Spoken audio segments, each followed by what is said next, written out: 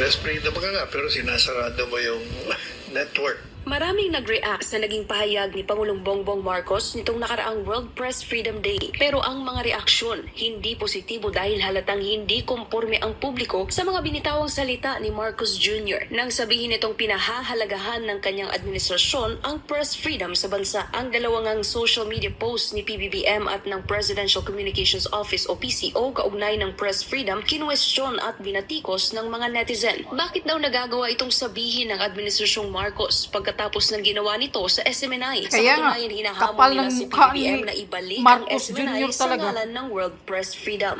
Tama yan ha. Hindi lamang yung problema sa press freedom yung pamamalakad nila sa pagbibigay ng katarungan.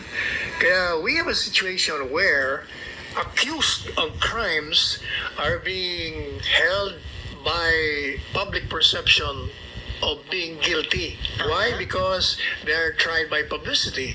Why? Because the DOJ, ang ginagawa po nila, gaya ng ginawa nila kay Pastor Apollo Kibuloy, diyan kay dating Congressman Arnie Tevez, yan kay dating Bantag. Director General ng Bucor na si Bantag. Hinatulan na po nila na guilty. Correct. Wala pang ang preliminary investigation. Siniraan na ng siniraan. O kaya tuloy, ayaw nilang lumantad. Ayan ang problema dito sa ating bansa ngayon. Si Pangulong Ferdinand Marcos Jr., maganda mga sinasabi niya.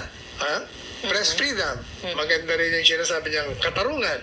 Ang problema mo, yung mga nasa baba niyo, Mr. President, hindi kayo sinusunod Hindi pinatutupad ang Ay mga sus, may basbas niya yan.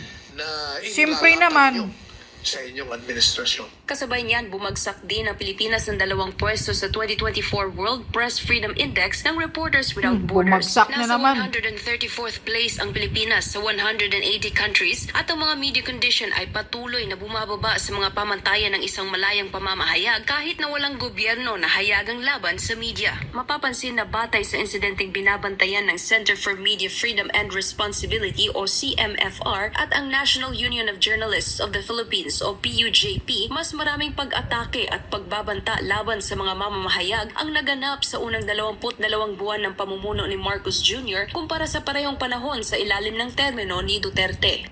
Alam po ninyo, kailangan talaga gayahin na natin yung mga lumalabas sa kalsada. Kailangan talaga Correct.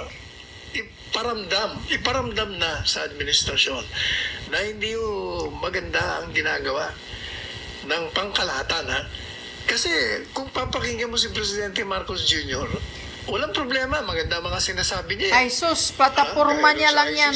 Pakitang tao. Kahit anong gawin niyo, hindi kami makikisama sa inyo. Pagdating sa West Philippine Sea, gagalit siya. Ayaw din niyang pumayag. Pagdating sa press freedom, ganda na mga sinasabi niya. Katarungan, ganun din. Pero bakit iba yata nakikita ng tao? Ba't iba ang ginagawa ng mga tao inyong ninombrahan? Kaya, umaalsa. At 3 ng Mayo na ipagdiwang ang World Press Freedom Day. Sinabi ng PCO, kinukundina nito ang lahat ng pag-atake sa kalayaan sa pamamahayag at nananawagan para sa proteksyon ng mga mamamahayag at manggagawa sa media sa buong mundo. Matatandaan naman na hanggang ngayon nananatiling suspendido ang operasyon ng SMNI matapos aprubahan ng Kamara ang pagbawi sa 25 taong prangkisa nito. Ang ginawa ito ng mababang kapulungan, nag-ugat ng tanungin ng SMNI anchors ang patungkol sa travel funds ni House Speaker Martin Romualdez. Ang pakiramdam namin, binubusalan kami. Sana huwag naman.